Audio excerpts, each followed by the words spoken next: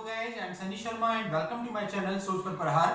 जैसे कि आप सब लोग जानते हैं कि इस चैनल पर रेगुलर हम आपके लिए लेकर के आते हैं लीगल पोस्ट। आज इस वीडियो में हम बात करने वाले हैं म्यूचुअल कंसेंट से डाइवोर्स कैसे लेते हैं।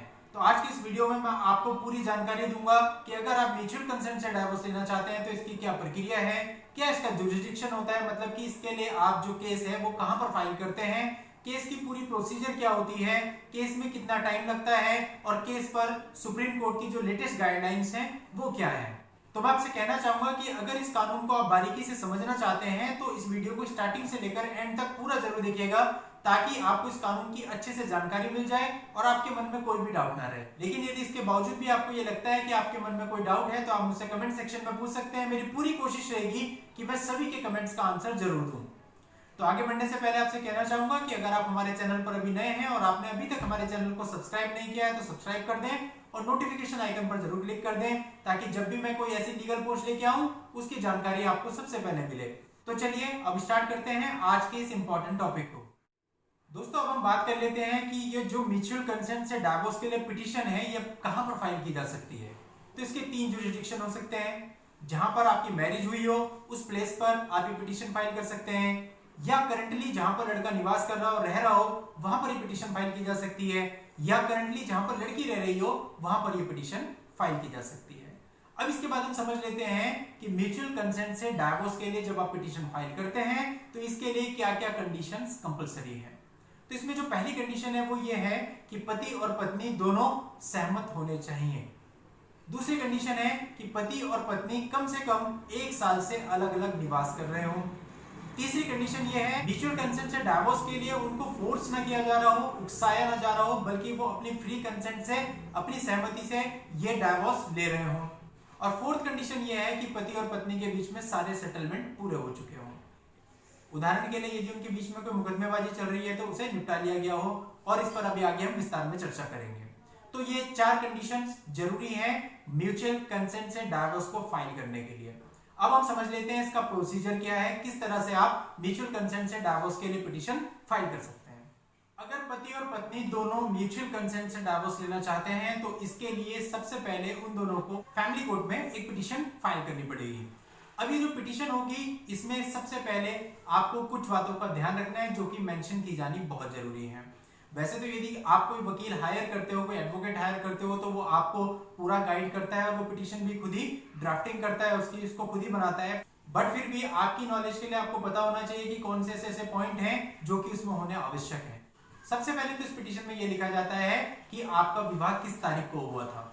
उसके बाद ये लिखा जाता है कि पति और पत्नी दोनों 1 साल या उससे अधिक समय से अलग अलग रह रहे हैं। इसके अलावा इस पिटीशन में यह भी लिखा जाता है कि आपके बीच में सारे विवाद सुलझा लिए गए हैं।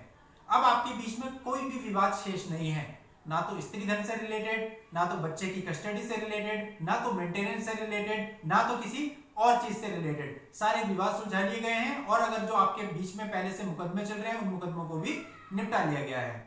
इसके अलावा इस पिटीशन में यह भी लिखा जाता है कि यदि आपने अपनी जो मैरिज है उसका रजिस्ट्रेशन कराया है तो उस चीज को भी खोला जाता है कि आपने कब रजिस्ट्रेशन कराया है, उसकी डेट और रजिस्ट्रेशन नंबर वगैरह उसमें मेंशन किया जाता है।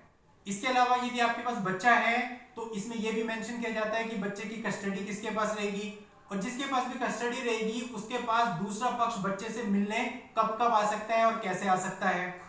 इसके अलावा बच्चे का जो भरण पोषण है वो कैसे दिया जाएगा और कितना किसके द्वारा दिया जाएगा, उसके एजुकेशन का खर्चा किसके द्वारा बेयर किया जाएगा, और भी कुछ ऐसी चीजें हो सकती हैं, वो केस टू केस डिपेंड करता है। तो ये सारी चीजें आपकी पिटीशन में होनी कंपलसरी है, क्योंकि यदि इनमें से कोई भी चीज पिटीशन में छूट जाती है तो बाद में वो चीज आपके लिए प्रॉब्लम बन सकती है। तो इसलिए जब भी आप पिटीशन फाइल करें या किसी एडवोकेट के थ्रू करवाएं तो आप पिटीशन को पहले अच्छे से पढ़ लें कि उसमें ये सारे पॉइंट्स मेंशन है या नहीं है। इसके बाद आप ये पिटीशन एक एफिडेविट के साथ कोर्ट में फाइल करते हैं। एफिडेविट पति और पत्नी दोनों की तरफ से जाता है जिसमें वो सारी बातों के लिए शपथ लेते हैं जो कि उन्होंने पिटीशन में लिखी है कि ये सारी सत्य हैं और आपकी नॉलेज में है। अब ये पिटीशन और एफिडेविट जब कोर्ट में फाइल करते हैं तो इसे फर्स्ट मोशन कहते हैं। तो फर्स्ट मोशन की ये पिटीशन जब कोर्ट के अंदर फाइल होती है तो कोर्ट इस पूरी पिटीशन को पढ़ता है और इससे रिलेटेड आपसे सवाल भी पूछ सकता है जिसके आपको वहां पर सही सही आंसर देने होते हैं। इसके बाद कोर्ट 6 महीने का पीरियड आपको दे देता है और 6 महीने के बाद की एक डेट लगा देता है।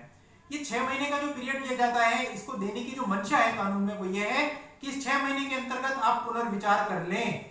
हो सकता है कि इस 6 महीने में आपका विचार बदल जाए और आपका फिर से मन साथ रहने का हो, या कोई कंडीशंस ऐसी बन जाए जिनसे आप फिर से साथ रह सकते हैं, तो इसलिए आपको 6 महीने का टाइम दिया जाता है।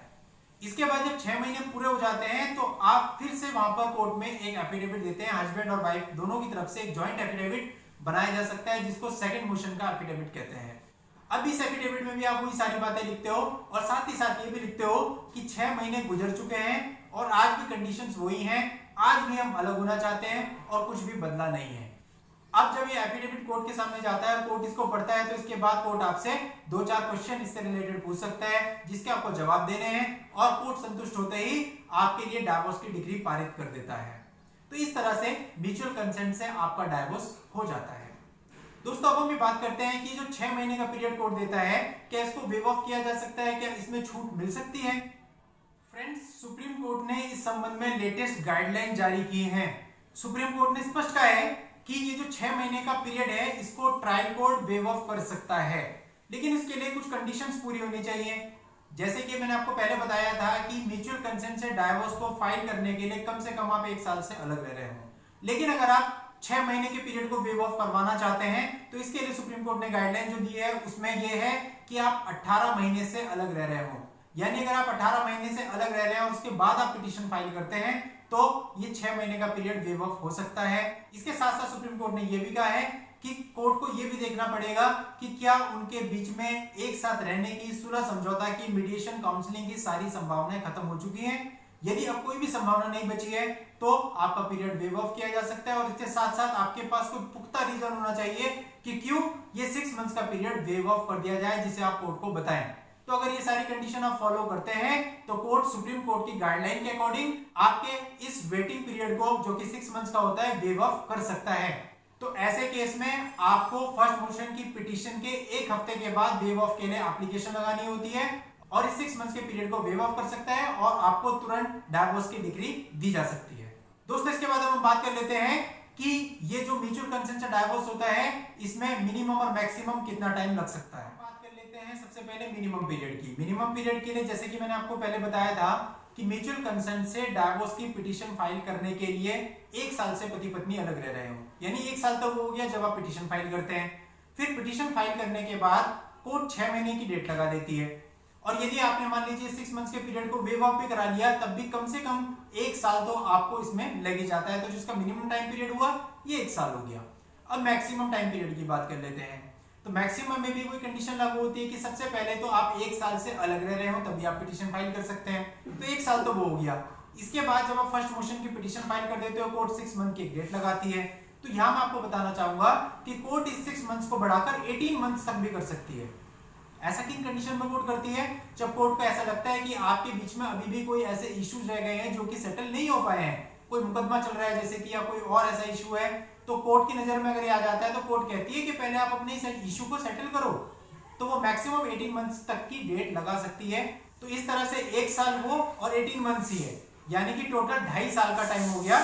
यानी इसका जो मैक्सिमम पीरियड है 2.5 साल तक हो सकता है। और यहाँ एक बात और ध्यान रखने की है कि यदि ये जो कोर्ट ने 18 मंथ्स की डेट लगाई और आप 18 मंथ्स तक भी सेकंड मोशन की पिटीशन फाइल नहीं करते हैं, तो जो आपका फर्स्ट मोशन की पिटीशन होती है वो डिसमिस हो जाती है, उसका कोई अर्थ नहीं रह जाता। और यदि इसके बाद आप दोबारा से म्यूचुअल कंसेंट से डाइवोर्स लेना चाहते हैं, तो आपको फर्स्ट मोशन की पिटीशन फिर से दाखिल करनी पड़ेगी। तो फ्रेंड्स, ये थी पूरी जानकारी म्यूचुअल कंसेंट से डाइवोर्स के संबंध में। उम्मीद करता हूं कि आपको वीडियो पसंद आई होगी, और अगर पसंद आई है तो इसे लाइक कर दीजिएगा और शेयर कर दीजिएगा। Thank you for watching.